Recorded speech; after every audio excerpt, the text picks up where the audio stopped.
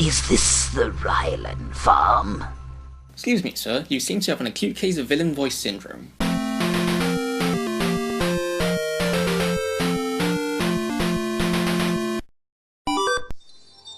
Following on from its predecessor in 2010, Aralon Forge and Flame is set in the same world as Sword and Shadow, while improving upon it in almost every aspect.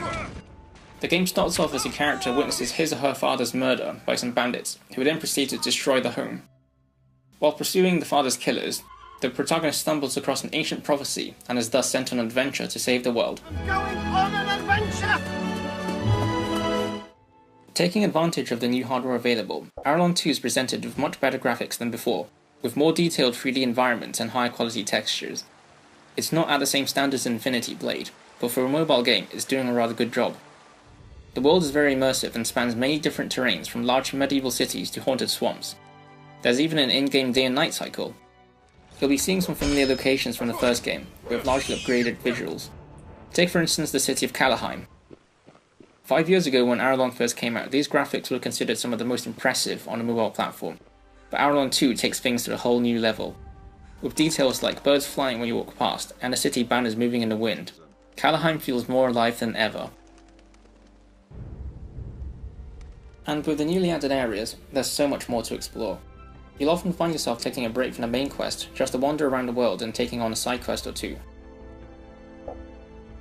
While the developers at Crescent Moon have said that they place more emphasis on the main quest than the side quests, I've found plenty to distract myself with. Side quests range from being hired to assassinate a target, to collecting pearls and giving them to a man, only for him to take your credit and use the pearls to propose to his girlfriend. Yeah, I still haven't forgotten about that, Varyn.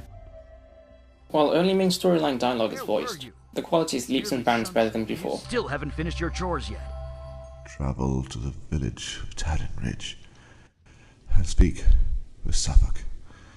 Characters no longer sound like they're getting too close to the microphone and falling asleep. Wait, what are you looking at me for? Anyway, in terms of controls and combat, Aralon seems to have taken a few cues from Ravensword 2, which is an earlier project by the same developers. You can now roll around and dodge enemy attacks, and special effects can now be applied, such as freezing and shattering enemies with my spell, and that's something I find quite satisfying. Although I found many positive things about the game, there are a few things I didn't like so much. For instance, there's a bug where the game can't remember my character's name and keeps defaulting back to calling him player name. The character animations are also a bit awkward sometimes, especially when my guy runs. He looks like he's having a tiny rave party.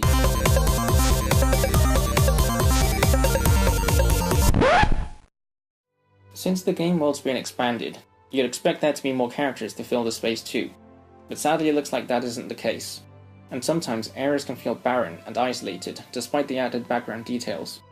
Maybe it's due to hardware limitations, but it can prompt the player to feel like they're exploring a pretty, but lonely world. The low draw distance doesn't help with this either.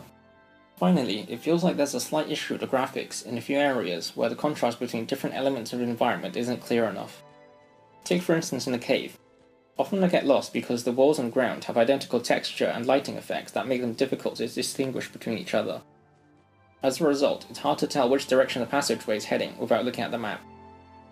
That said though, this doesn't happen very often, and only occurs in specific areas at specific times of the day.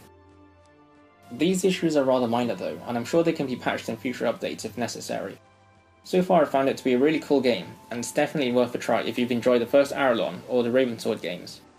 It's one of the best RPGs for mobile phones released this year, and I'll be spending the next few days exploring the hell out of every nook and cranny of the game world. I'm Unboxed Cat, and if you'll excuse me, I have some nulls to shatter. Thanks for watching. Hell.